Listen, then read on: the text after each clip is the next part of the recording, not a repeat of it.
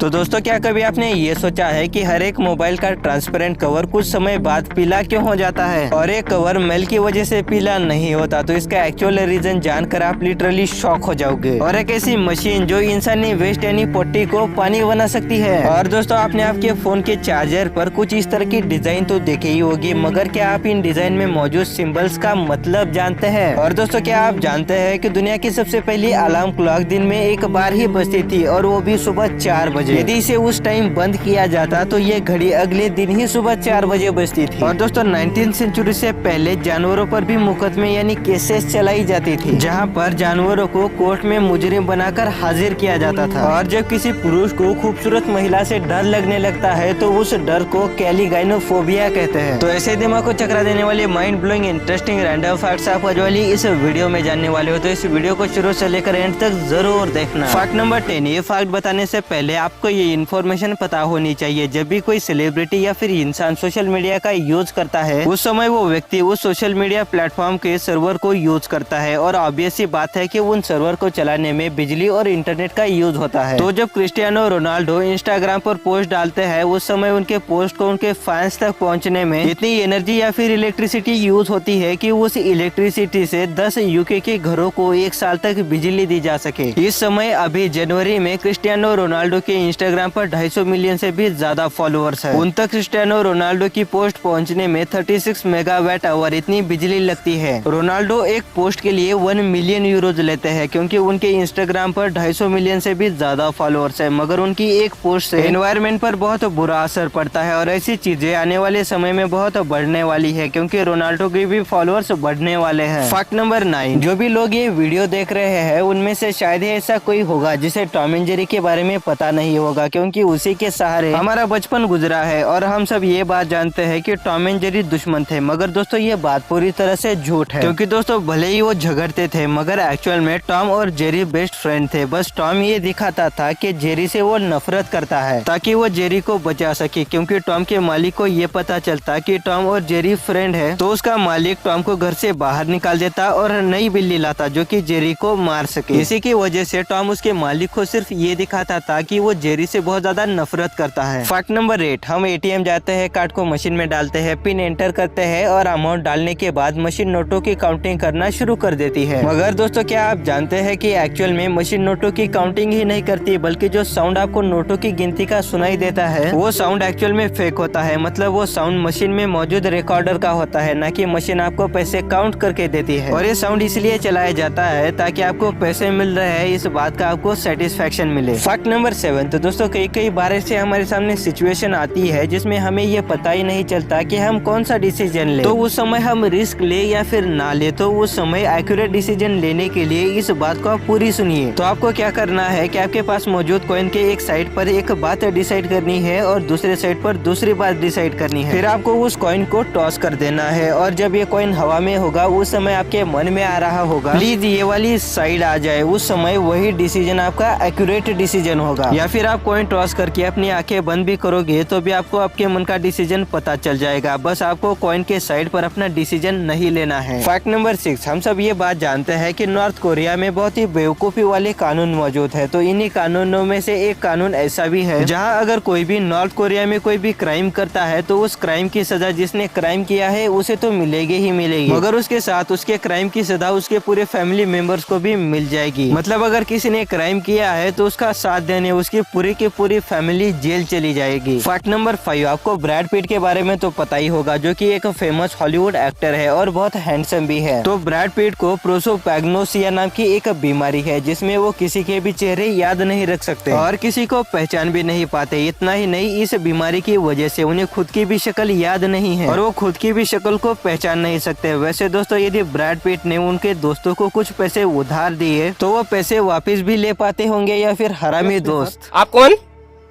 कहाँ लगाया फोन? आपका क्या नाम है? हमसे क्या काम है? आपके पास नंबर आया कैसे?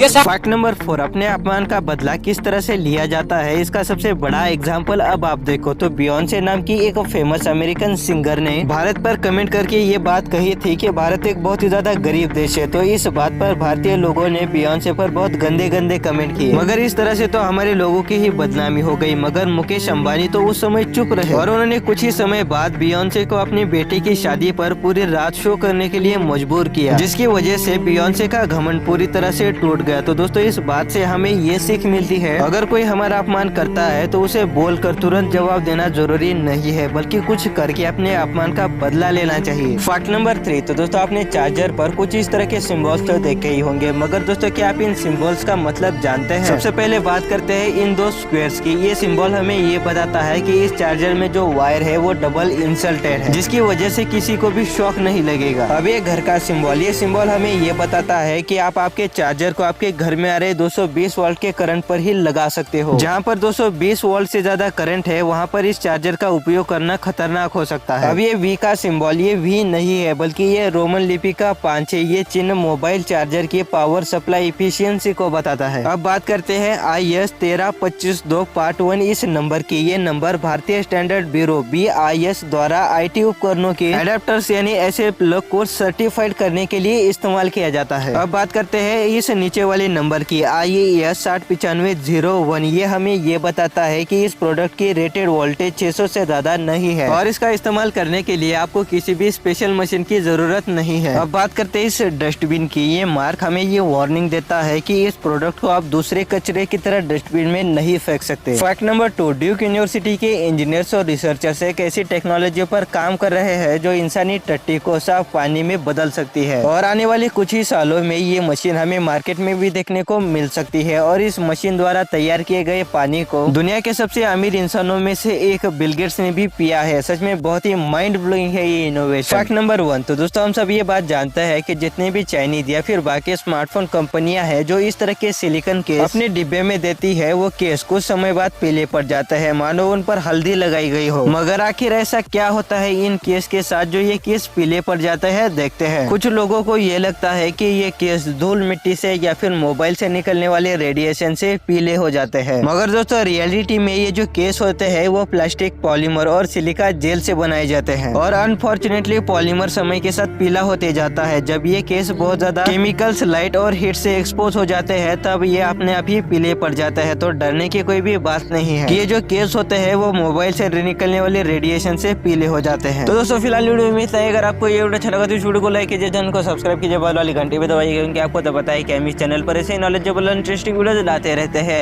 ये वीडियो देखने के लिए आपका बहुत बहुत धन्यवाद।